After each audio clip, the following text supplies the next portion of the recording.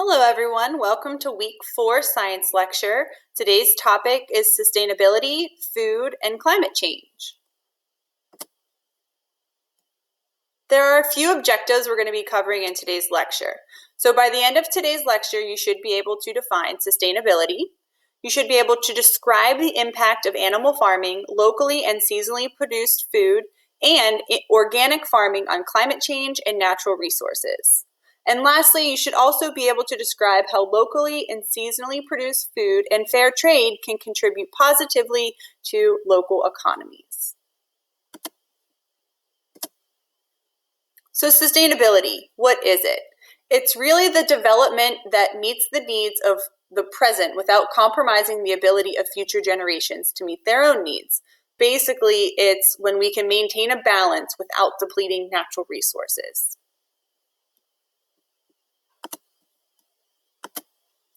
So when we talk about sustainability and food, we're talking about this is a pretty complex area, and many factors are going to influence the sustainability of food.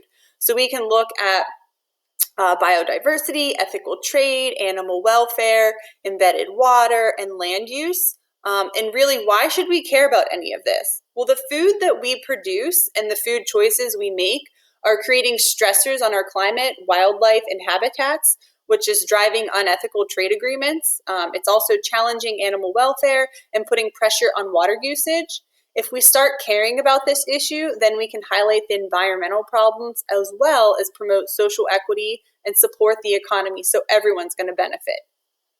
It is estimated that food is responsible for 20 to 30% of household-related environmental impacts, basically like our carbon footprint. And consumers really struggle to link personal activities to global issues. So many don't realize the importance of climate change or have a good understanding of what it is or what a carbon footprint is. I'll loop back to this at the end of today's lecture. So sustainable food is all of these different things. It's whenever we're being ecologically responsible and we're making sure we're using renewable resources. It's when we're being fair and accessible so that farmers are and workers are having a livable income. It's when we're trying to create a no waste system where we're not having landfill all over the place, and also not having so much manure and runoff going into our water and polluting it. It's whenever we're promoting local farmers markets and providing for an income to those who are right here in our own backyards. And it's also being healthy.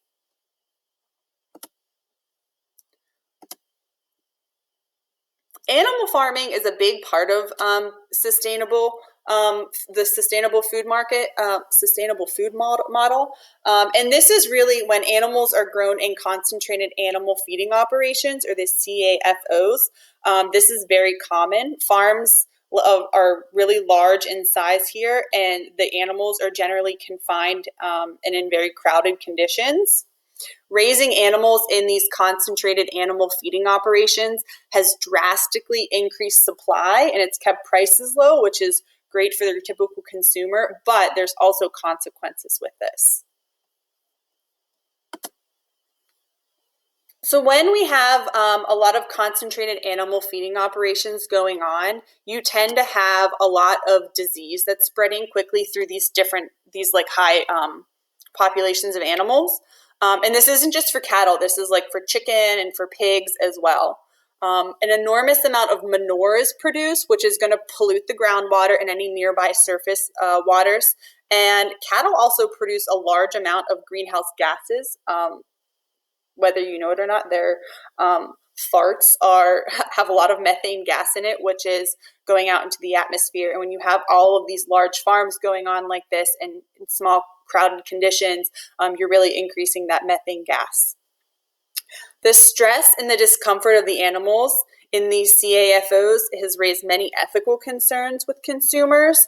And so that's why you might find people who they're maybe not for cattle, but more so for chickens, I'm going to make sure I get cage-free eggs and things like that. I'll mention that here in a moment. But there are people who, they want to support local farmers and farmers markets because they know the conditions that the animals are in.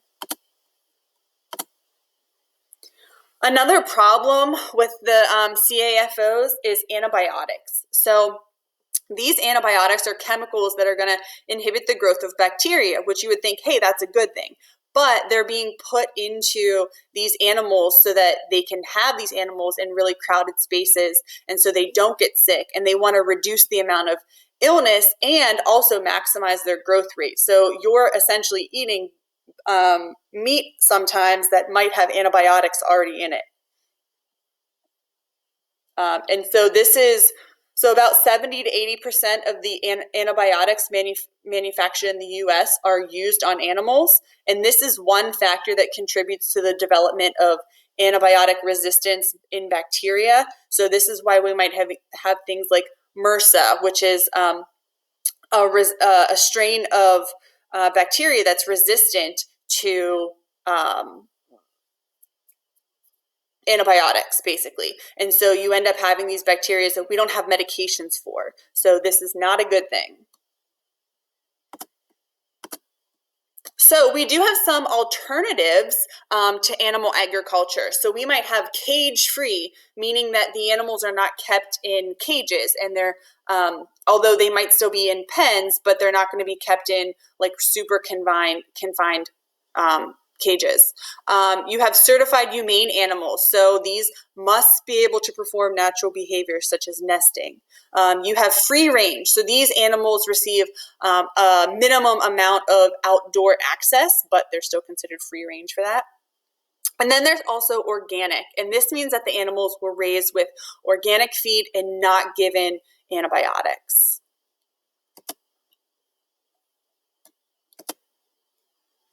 One of the things I wanted to touch on today was locally and seasonally produced food.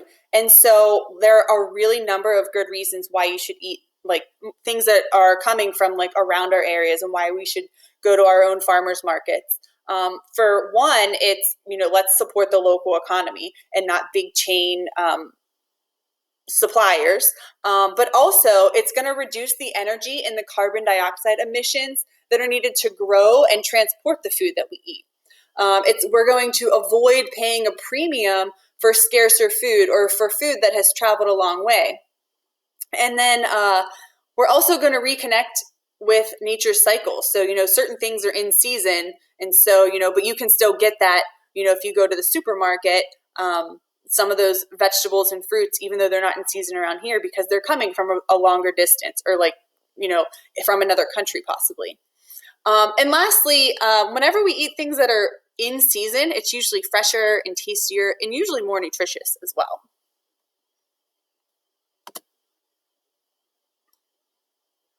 Organic farming. So organic farming is, it could be plant-based or it could be animal-based. And this is agriculture that's going to make healthy food, healthy soils, healthy plants, and healthy environments. It's going to make that a priority along with crop activity. So they have sustainable livestock farming where animals are raised respectfully without suffering. They're using few to no pesticides. This organic farming is going to reduce soil erosion. It's going to decrease nitrate leaching into groundwater and surface water, and it's also going to recycle animal waste back into the farm. The honors students watched a little clip about a farm that is basically completely run off of the manure of their cows. So it's a dairy farm, and they take the manure and they're able to like process the methane gas out of it, and they use that to basically run the farm as a renewable resource, which is really cool.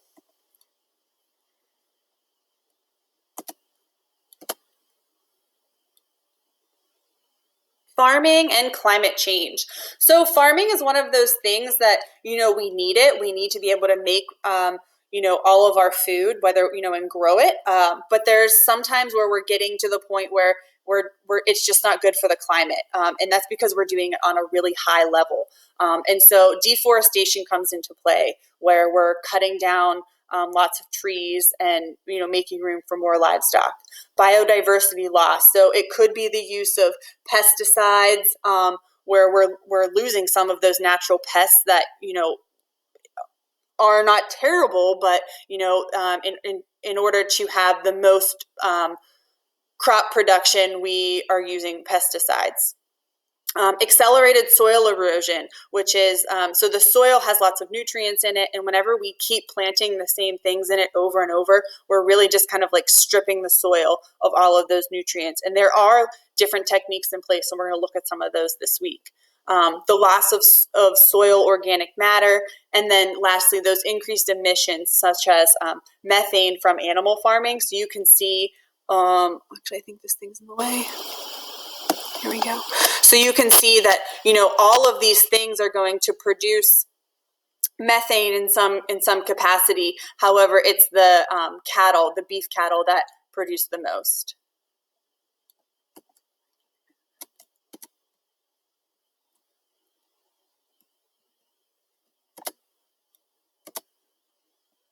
So sustainability in food. So basically, food and sustainability are challenging areas.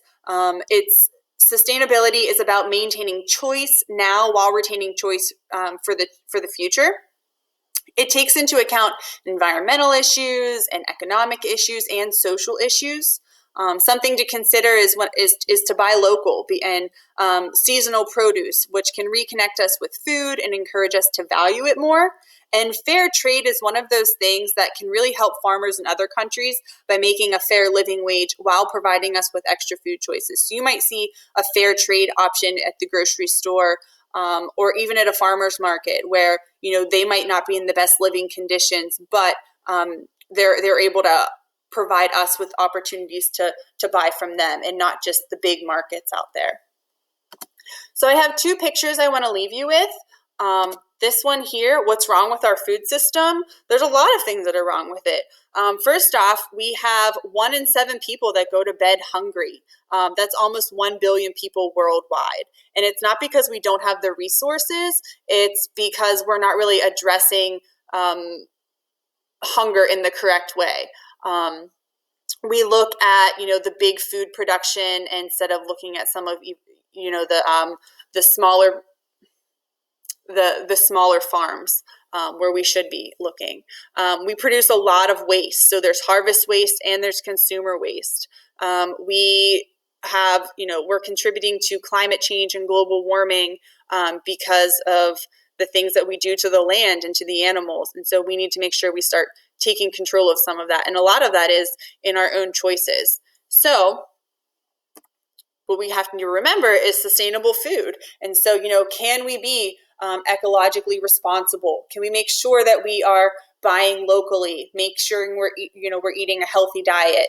We're being fair and accessible to people, not just locally, but also around the world. So you might have seen co-ops or things like that, which are local things you can get into, and you are providing money, obviously, to a farm, and you're getting things throughout the year, which is all seasonal things. And then lastly, how can we, keep diminishing our waste, because we just keep, increasing the amount of waste that we're putting out there. So we'll be looking at a lot of this in more detail this week. If you have any questions, let me know. Otherwise, have a great one.